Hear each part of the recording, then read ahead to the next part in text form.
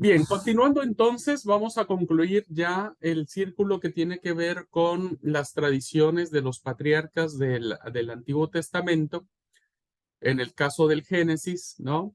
Y voy a compartir la pantalla para que nos ubiquemos en lo que sigue.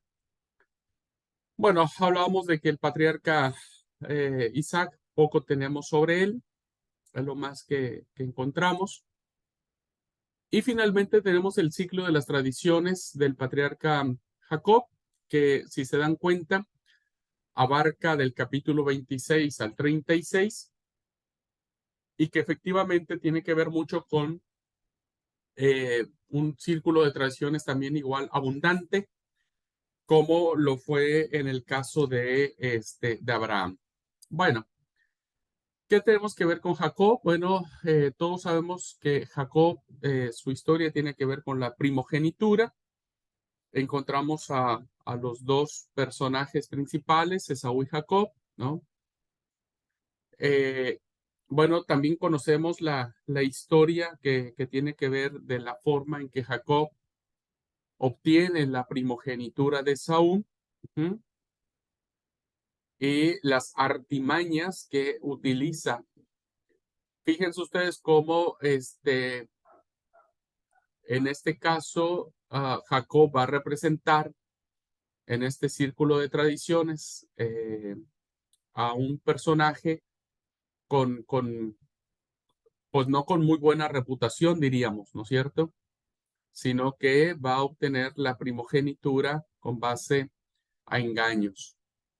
Bueno, tenemos las peripecias en la casa de Labán, cuando Jacob huye de Saúl y se va a refugiar a casa de uno de sus parientes llamado Labán. Y bueno, todos sabemos el tema de la historia, de que trabaja para él, se enamora de Raquel, pero finalmente termina trabajando 14 años finalmente para quedarse con, con Raquel, ¿no es cierto? Así que, bueno, este es otro círculo de historia. Bueno, tenemos las dos esclavas, Lea y Raquel, como dijimos, ¿no es cierto? Eh, que finalmente el amor de su vida de Jacob pues fue Raquel, más que Lea. Tenemos el tema de la reconciliación de Jacob y Esaú, ¿no? Después de mucho tiempo de estar a salto de mata, Jacob termina teniendo un encuentro con Esaú, perdonándose y demás. Bueno, esa es una historia maravillosa de perdón. Bueno, tenemos otra historia muy interesante en el tema del Valle de Jacob, cuando Jacob lucha con el ángel, ¿no? Es en el capítulo 32, versículo 22, tenemos la historia de cuando Jacob lucha con el ángel pasando el Valle de Jacob. Muy interesante esta narración, tampoco puedo explicarla ahora a detalle, pero es una de las narraciones más interesantes porque es aquí donde se cambia el nombre de Jacob por Israel. Ujú. Este, y bueno, hay un cambio de significado. La palabra, el nombre Jacob siempre estará, este, estará direccionado, diríamos, o todo lo que tiene que ver con la trampa, con el engaño, tiene que ver con el nombre de Jacob. Y todo lo que tiene que ver ya como parte del pueblo de Dios, diríamos, vendría a ser el término de Israel. ¿Mm? Esto es muy curioso, hermanos, porque en muchas ocasiones se mencionará a Jacob como Jacob, ¿no? Considerando que antes de la lucha del ángel había sido medio complicada la vida de Jacob, y en muchos casos se mencionará como Israel. Este cambio de nombres tendrá que ver mucho con los contextos en que se escriben y que tiene que ver con estos nombres simbólicos. Bueno, al final nace Benjamín, muere Raquel. Vemos aquí el incesto de Rubén, que es el primogénito de Jacob, ¿no es cierto? Este, que está ahí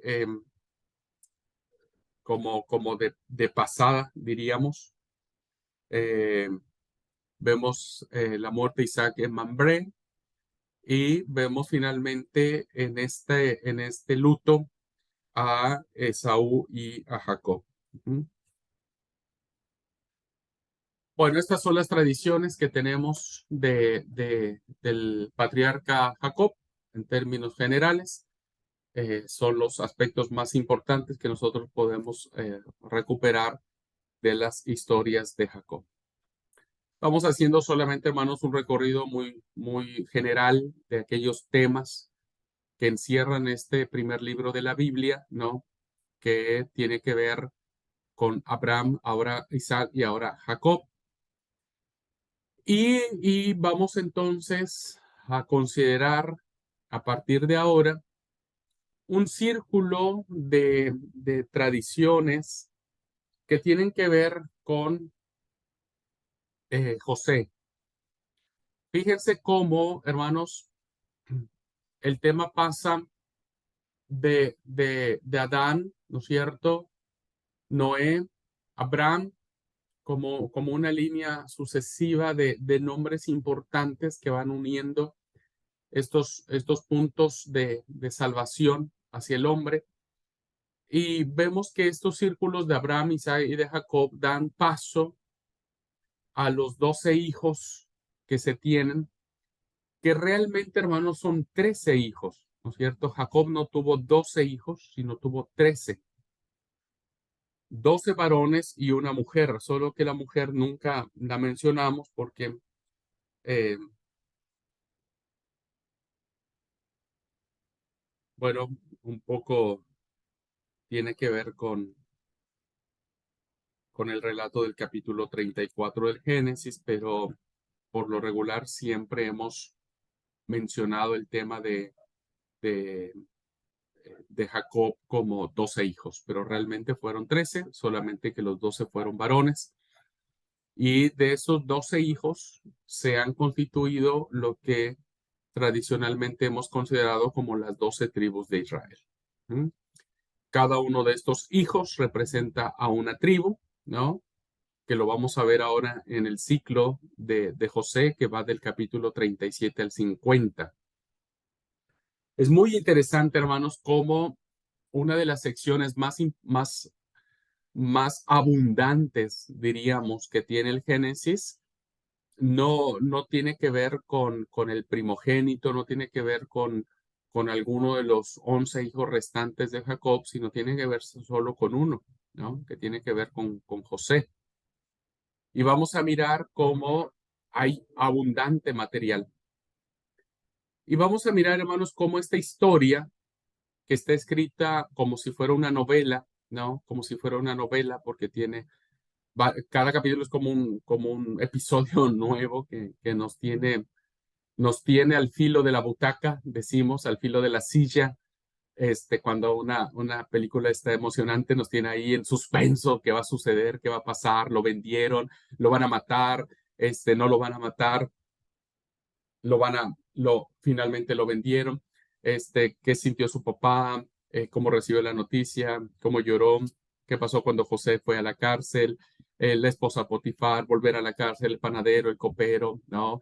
Los sueños del faraón, la interpretación de los sueños, ser el regente, el hambre en Egipto, en fin, un montón de cosas que parecen como en un formato de una novela muy bien narrada, ¿no es cierto? Muy bien diseñada y que es curioso cómo estos relatos que tienen que ver con José cierran el primer libro de la Biblia, el Génesis, y es interesante ver cómo estos relatos van a abrir o van a ser la base para entender lo sucedido en el libro del Éxodo. Ujú. Porque los relatos de la historia de José evidentemente están directamente conectados con los sucesos, con los acontecimientos que aparecen en el libro del Éxodo. ¿Ok? Muy bien, en este ciclo que tenemos, hermanos, debemos saber que la historia de los patriarcas está íntimamente relacionada con la liberación de Israel que se suscita en Egipto, que, que este relato del Egipto, de la esclavitud en el Egipto, está en el libro del Éxodo, en los primeros capítulos del libro del Éxodo. Entonces, ¿cómo unir, no es cierto?, la historia de los patriarcas, cómo darle sentido a la historia que vamos a conocer del pueblo de Israel esclavizado? Bueno, necesitamos algo que una, algo que nos resuelva el tema. Y eso no lo resuelve las historias o los relatos o los episodios o los capítulos de la historia de José. Entonces, la pregunta fundamental que un lector avisado de la Biblia hace cuando lee el libro del Éxodo, donde ubica a Israel ya en una etapa de esclavitud, dice, ¿por qué los patriarcas fueron a Egipto? O sea, en pocas palabras, ¿cómo terminamos aquí, esclavizados, no? Quien leyera la historia de la esclavitud de Egipto en el Éxodo tendría que preguntarse por qué llegamos hasta aquí, qué sucedió, ¿no? Sin la historia de José, sin el círculo de las tradiciones de José, no habría esta respuesta. Entonces, la respuesta a esta pregunta fue por causa del hambre. Ustedes saben que cuando José ya llega al punto máximo de estar al frente como regente del imperio más poderoso del mundo, que era Egipto, ¿no?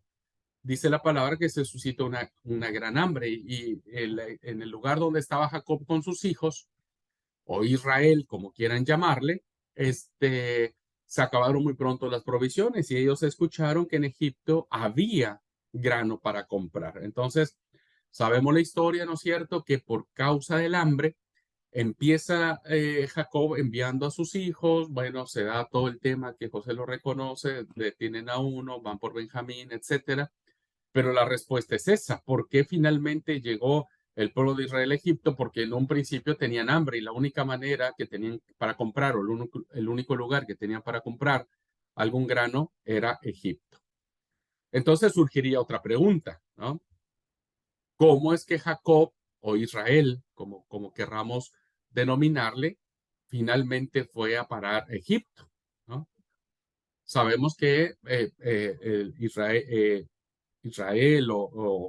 sí, el pueblo de Israel quedó esclavo en Egipto por hambre. ¿Cómo es que llegó Jacob allá? Y la respuesta viene en la historia de José. Viene la historia de José. Y dice la historia de José que el hijo penúltimo de Jacob, es decir, José, fue vendido por sus hermanos a unos mercaderes que lo llevaron a Egipto, donde llegó a ser un funcionario de alto rango y después que pasa todos los sucesos, que José se da a conocer a sus hermanos, que conocemos la historia, que es una historia maravillosa, una de las mejores historias que tenemos en la Biblia, ¿no? La historia de José. José manda a traer a su papá. Manda a traer a su papá.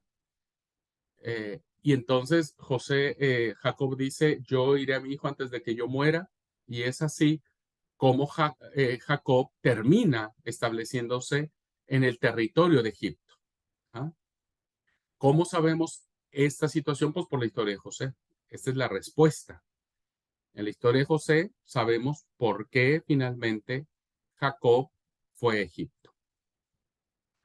Y la tercera pregunta que encontramos que podemos resolver con la historia de José es cuál era la condición social que tenía aquella gente, es decir, cuando Jacob, junto con sus hijos, sus hijas, sus nueras, sus nueras, todos sus nietos y toda la familia que suben, y no mal recuerdo, dice la palabra, que 70 personas que entraron a,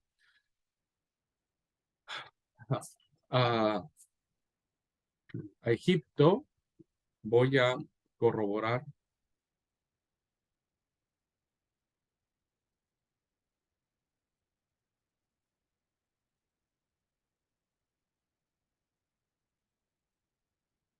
Y todas las personas que le nacieron a Jacob fueron 70, según el texto del Éxodo.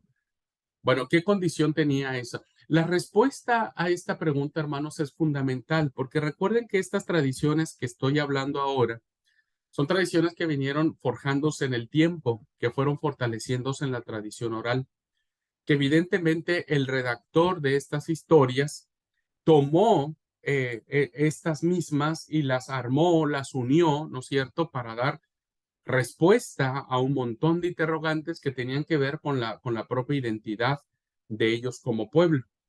Entonces, la pregunta sería, ¿qué condición social tenía aquella gente? Y esta es la respuesta. Esto es fundamental, hermanos. ¿Por qué? Porque la identidad de Israel como pueblo siempre ha sido un pueblo sojuzgado, siempre ha sido un pueblo dominado, siempre ha sido un pueblo invadido, ¿no? Por las grandes potencias. Este, y entonces, durante muchos siglos, o durante todos los siglos de la existencia de Israel, siempre ha estado en condiciones de estar sometido, ¿no es cierto? Eh, a los distintos imperios que se han dado. Entonces Israel necesitaba reinterpretar su condición de sus orígenes, ¿no? Y entonces esta historia de José, para ellos les calza muy bien, porque ellos dicen, nosotros no fuimos esclavos cuando tuvimos nuestro origen, ¿no? Nuestro padre, Jacob, no era esclavo, él era un hombre libre. Este concepto de libertad, hermanos y hermanas, será un concepto que Israel defenderá durante mucho tiempo, porque bueno, hasta la fecha Israel sigue defendiendo su propia soberanía, su propia autonomía, de no estar subyugado por ningún imperio. Entonces, la historia de José les dice, no, paren un poco, nosotros éramos libres, llegamos a Egipto siendo libres, con dinero, ¿no? Y entramos a Egipto con la cabeza erguida, entramos por la invitación del faraón y entramos como una comunidad, ¿no es cierto? No sometida. Este, y esto será gracias a la historia de José, donde esta respuesta será fundamental para la propia identidad de Israel, para su propio nacionalismo, que lo impulsará a luchar como luchó durante muchos siglos por su independencia, para librarse de los imperios que los sojuzgaban, ¿no es cierto? La historia de José fue fundamental para que eso existiera. Entonces, fíjense cómo estas historias que aparecen en estos capítulos concatenan directamente a los patriarcas y la historia de cómo Israel va a ser liberado de una esclavitud que ellos no querían, ¿no? Que ellos no buscaron, que ellos no propiciaron, sino que fueron estas circunstancias del hambre, fueron las circunstancias de que José llegó a ser uh, regente de Egipto y Jacob llegó a Egipto por esa situación, pero lo hicieron de forma libre, de forma este, con dignidad, ¿no? Con dignidad. Y eso será muy lindo leerlo a la luz de la intención que tiene Israel para fomentar su propio nacionalismo, para tener su propio nacionalismo. ¿Ok? Muy bien, entonces, por eso las tradiciones de José son muy abundantes, son muy sólidas, diríamos, muy fuertes en el contexto de dar explicación a lo que va a suceder en Egipto. Bueno, esto es muy didáctico, diría yo, es muy didáctico porque entonces ahora conociendo la historia de José o las historias de José, se pueden plantear de esa manera, eh, nos hace sentido el éxodo, ¿no? Nos hace sentido saber. Fíjense, solo para decirle por qué es didáctico el tema de las historias de José. Si nosotros solamente nos hubiéramos quedado con las tradiciones patriarcales, ¿no? De Abraham, Isaac y Jacob, e inmediatamente viniera la historia del éxodo de un pueblo que ahora está esclavizado en Egipto, pues no sabríamos cuál sería la razón, por qué fue, por qué ese evento tan importante de la liberación de Dios, del pueblo por parte de Dios, se llevó a cabo de esa forma. Si nosotros no tuviéramos las historias de José, no lo sabríamos. No sabríamos porque no habría una forma de entender o de ligar la historia del Éxodo sin la ayuda de las narraciones, de las tradiciones de José. Entonces, José se convierte en ese eslabón importantísimo. Esas narraciones se convierten en un eslabón importantísimo para poder entender la condición de Israel de esclavitud. Y fíjense cómo el tema de la esclavitud que vamos a ver en el Éxodo tiene que ver con la liberación. Es decir, nosotros salimos de Egipto, Dios nos liberó de la esclavitud para ser un pueblo libre porque éramos libres, porque entramos a Egipto de manera libre, ¿no es cierto? Entonces, el pueblo de Israel no tiene por qué estar sometido a nada ni a nadie, ¿no? Solo a Dios. Entonces, el sentido de libertad va a ser muy importante para la teología del Éxodo, la libertad. Ajá. Libertad que Israel pues, no supo aprovechar porque lo convirtió finalmente en libertinaje, diríamos, ¿no? No la supo aprovechar. Israel nunca no supo vivir en libertad. Eh, Basta mirar las narraciones del Éxodo, del Números, Deuteronomio, Jueces, Josué, etcétera, para darnos cuenta que no supo vivir en libertad. Sin en cambio, en la teología del texto sagrado, de nuestra Biblia, diríamos, la libertad es un tema fundamental. Ajá, es fundamental. Entonces, las historias de José, hermanos, pueden resumirse de esta manera. Empieza con el tema de los sueños, ¿no? Sabemos que José, el famoso José el Soñador, ¿no? El manojo de espigas, diríamos, que se inclinan ante el manojo de José, las estrellas, la luna, que se inclinan ante José. Bueno, eso provocó la envidia de sus propios hermanos, ¿no? Realmente ha sido re difícil esta historia, re complicada. Uno lo que menos pensaría que de tus hermanos quisieran matarte. Uno no pensaría que fuera así, ¿no es cierto? Eh, pero bueno, sabemos esta historia, lo vieron, lo querían matar y no fue sino Judá, si no mal recuerdo, hermanos, quien intervino para que no lo mataran. Ujú. Déjenme solo corroborar. Sí, Judá es el que interviene. Ahí queda bien parado. Judá, diríamos, en la historia, aunque después vendría el capítulo 38, pero Judá es quien detiene. Bueno, es vendido. José llega hasta lo que es la cárcel. Vemos la historia de la mujer de Potifar, el copero, el panadero. Bueno, finalmente sabemos que el faraón tiene sueños, ¿no? Las 7 vacas gordas y las 7 vacas flacas, las cañas enjutas y las cañas florecidas. Y bueno, Dios está con José, le da la facultad de intervenir y de saber los sueños y finalmente José se convierte en el segundo más importante del imperio más poderoso del mundo conocido. José administra las épocas de abundancia y cuando llega la escasez, también administra los granos.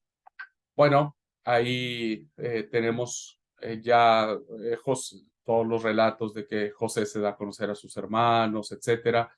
Y bueno, al final me conmueve mucho esta escena, es una de las escenas más conmovedoras del texto bíblico, ¿no? Este, vive aún mi padre, ¿no? Vive aún mi padre. La verdad que que cuando sale el encuentro José y Jacob y se funden en un abrazo y dice la palabra que lloran, lloran profundamente. La verdad me reconmueve, hermanos, me reconmueve. Imagínense, Jacob nunca se le reveló por parte de Dios nunca le dijo a Jacob, Jacob, tranqui, mira, no pasa nada. Viste que a Jacob Dios se le reveló cuando peleó con el ángel, tuvo la visión de la escalera que subían ángeles para arriba y para abajo, ¿no? O sea, Jacob había tenido experiencias sobrenaturales, diríamos, ¿no? De que Dios hablara con él. Y ahora vemos a Dios que no le dijo nada. Dios nunca le dijo a Jacob, mira, no sufras, José está vivo, está en Egipto. eh, es interesante ver cómo Dios obra, ¿no? Este, y bueno, el hecho de saber que José estaba vivo, imagínense, no sé, saber que tu hijo ya murió, una mala bestia lo habrá devorado, ¿no? Eh, y después te llegan con la noticia de que no es cierto, tu hijo vive, wow, o sea, de verdad, a mí me conmueve mucho esa historia. Bueno, vemos aquí en la otra fotografía cuando Jacob sube con toda su familia, con todo lo que tiene, porque José lo manda a traer, ¿no? Y se ubican en la tierra de José. En la tierra de José se ubican y demás. Bueno, los hermanos de José encuentran trabajo, etcétera. Jacob está a punto de morir, o Israel está a punto de morir. Está la bendición. Acá sus 12 hijos, a cada uno les da una bendición especial. Es interesantísima las bendiciones que aparecen, hermanos, para cada uno de los hijos de Jacob. Y finalmente acá tenemos la bendición de Efraín y de Manasés. Ajá. Cuando se reparte la tierra, José no tiene tierra. La tribu de José no tiene tierra porque la tribu de José estará compuesta por sus dos hijos, Efraín y Manasés. Ellos tendrán porción de tierra, ¿no? Por la bendición que les da Jacob, ellos tendrán. Por eso ustedes mirarán después que las tribus, la de José no se menciona, sino se mencionará la tribu de Efraín y la tribu de Manasés, que vendrían a ser los hijos de José. Y algo muy curioso de esto, hermanos, del relato que encontramos de los hijos de José, es que estos son hijos de una mujer pagana, ¿sí? De una mujer pagana. Este es un detalle no menor, no menor, porque José se casa con la hija del faraón y evidentemente pues es idólatra, es pagana, es todo lo que usan y mandan. Pero eso no fue impedimento para que Dios a través de José pudiese darse esta promesa, pudiese darse esta oportunidad de que sus dos hijos fueran contados dentro de las tribus, ¿no? Dentro de las tribus. Eh, Así que bueno, es solamente para una referencia muy interesante. La esposa de José, si no mal recuerdo, se llama Asenar o Asener, depende cómo se diga, ¿no es cierto? Este, y, y bueno, ah, más o menos son como que esta historia, ¿no? Muy cautivante desde principio a fin. Si ustedes la empiezan a leer, es re cautivante y los va llevando en suspenso, nos lleva en suspenso, nos lleva en suspenso. Y bueno, es una narración que incluso se diferencia de otras narraciones, ¿no? Porque incluso las historias de Abraham o de Jacob o de Isaac no están tan elaboradas como la historia de José. Bueno, entonces para finalizar, podríamos decir, hermanos, que el capítulo 49 del libro de Génesis es un capítulo muy importante, ya que en este capítulo se van a enlazar la historia de los patriarcas con el Éxodo y va a preparar el nacimiento de las tribus que se van a manifestar ya en camino al desierto. Ya se van a agrupar por tribus. Ajá. Pero el capítulo 49 es fundamental porque es en este capítulo donde Jacob les da una profecía, diríamos, a cada uno de sus hijos. no recuerdo qué libro era, qué comentario. Recuerdo que era interesante ir notando cada una de las profecías perdón, que Jacob le dio a sus hijos, empezando por Rubén, Simeón, Leví, ¿no? Este, había un libro que explicaba, ¿no? Qué significaba cada una de estas bendiciones y cómo estas profecías, diríamos, o bendición, si se le quiere decir, cómo esto se fue haciendo realidad con el paso del tiempo. Porque es muy probable que cuando se escribieron este capítulo 49, las tribus ya estaban consolidadas. Ajá, ya estaban consolidadas. Si concedemos razón, fíjense, si concedemos razón de que estos relatos que estamos abarcando ahora, que estamos abordando ahora, fueron escritos en el exilio babilónico, ¿no? Pues ya las tribus del norte ya no existían más, no existían más. Entonces era muy importante conservar. No sabemos si así fue, insisto, no sabemos si fue en esa época exactamente, ¿no? No hay una seguridad, nadie lo sabe, ¿no? Nadie lo sabe realmente. Pero si concedemos razón que fue en la época del exilio babilónico, 586, 587, pues nos daremos cuenta que ya las tribus del norte no existían más. ¿Mm? O sea, ya no existía la tribu de Gad, ya no existía la tribu de Zabulón, ya no existía la tribu de Isaacar, etcétera, etcétera. Entonces, había que mantener en la memoria y por escrito la existencia de esas tribus para que le diera sentido a la historia del pueblo de Israel. Entonces, por eso es importante el capítulo 49, por el nacimiento de las tribus, ¿no? Eh, este capítulo, hermanos, en el tema de las tribus también va a ser fundamental porque recuerden que el número 12 será muy simbólico para la literatura del Nuevo Testamento porque serán 12 apóstoles simbolizando a las 12 tribus de Israel. Incluso en la literatura apocalíptica, el Apocalipsis nos habla de 12 puertas, de 12 columnas, siempre simbolizando o entendiendo a las tribus de Israel. De hecho, los 144,000 señalados que nos habla el libro de Apocalipsis dice que son de las tribus de Israel, que cuando se escribe el Apocalipsis ya las tribus desaparecieron miles de años atrás. Pero el capítulo 49 nos da por sentado que existían estas tribus y que cada una de ellas tenía un peso importante en la tradición bíblica. Y bueno, también hermanos, estos últimos capítulos, el 49-50, nos prepara el terreno para narrar en los capítulos siguientes del Éxodo, del 1 al 6, que son los capítulos que tienen que ver con la esclavitud y todo lo que tienen que ver con las plagas, etcétera, y con la liberación de Egipto. Fíjense ustedes cómo el concepto de libertad es fundamental.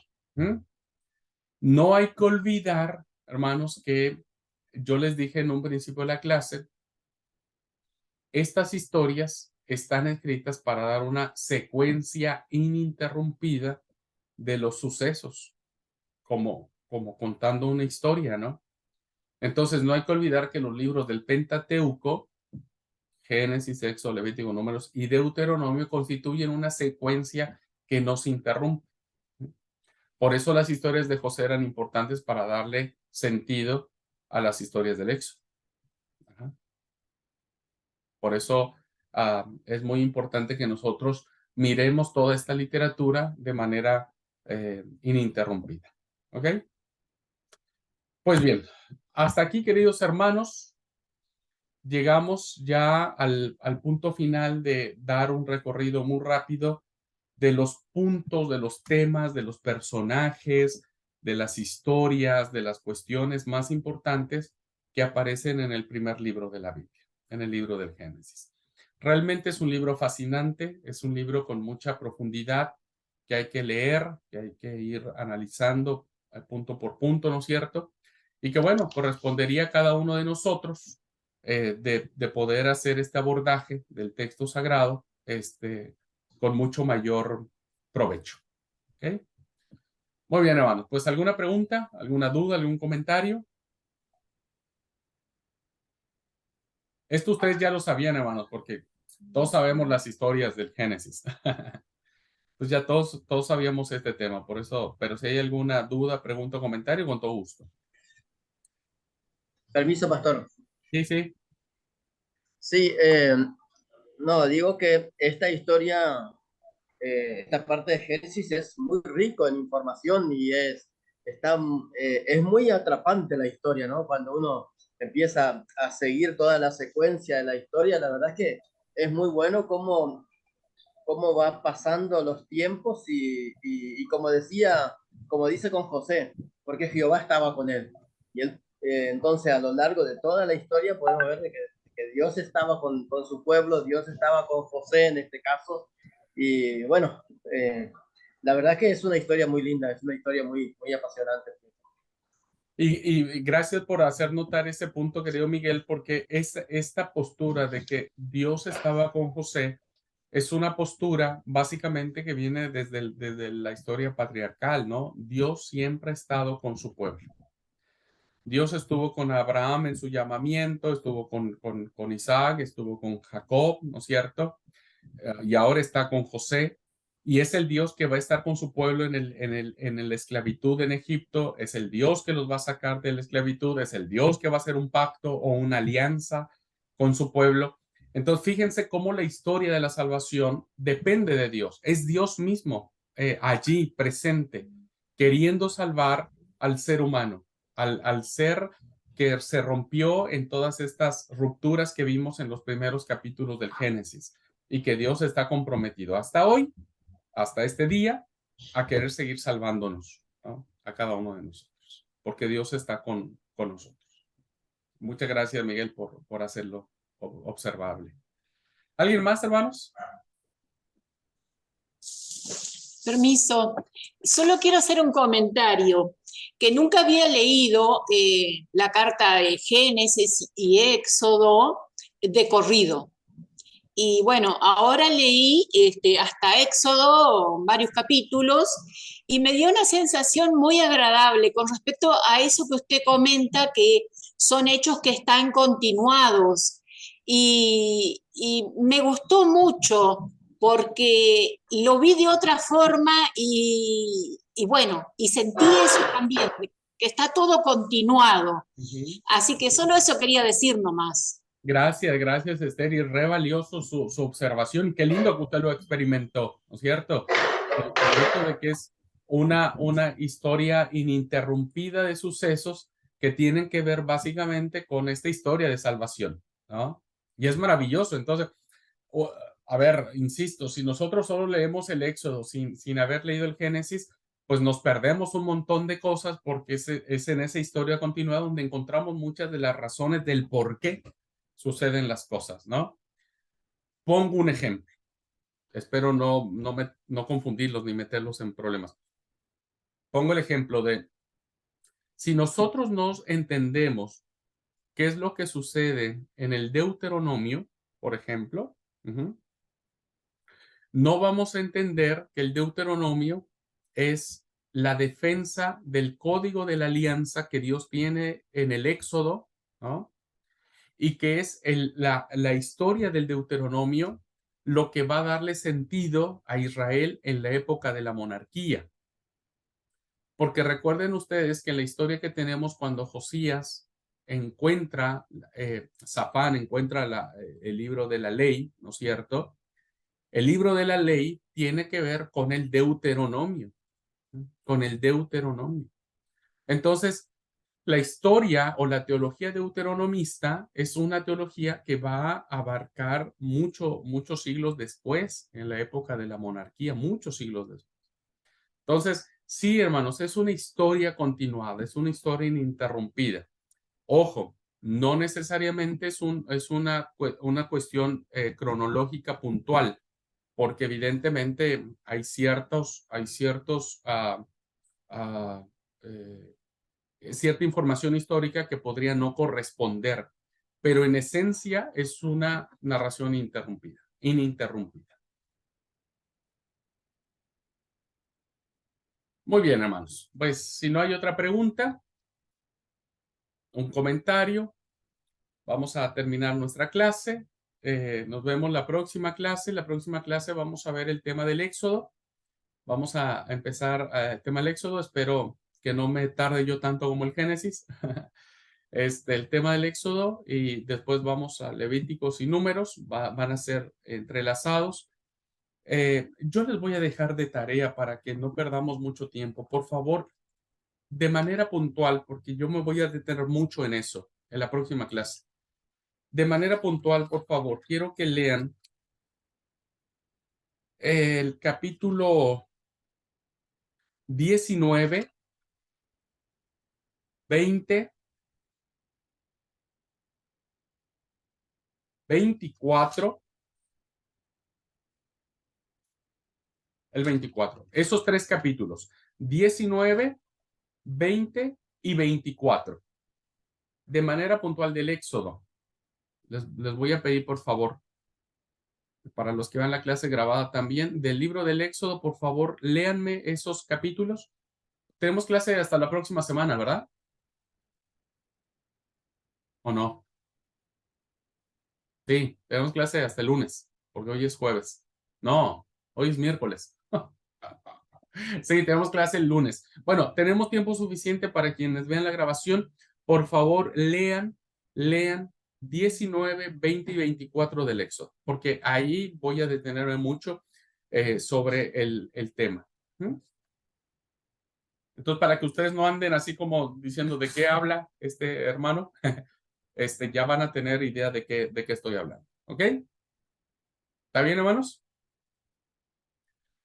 Muy bien, pues muchas gracias a todos. Deseo que Dios les bendiga, que tengan una linda tarde y nos vemos el próximo lunes, Dios mediante. Dios los bendiga, hermanos. Chao.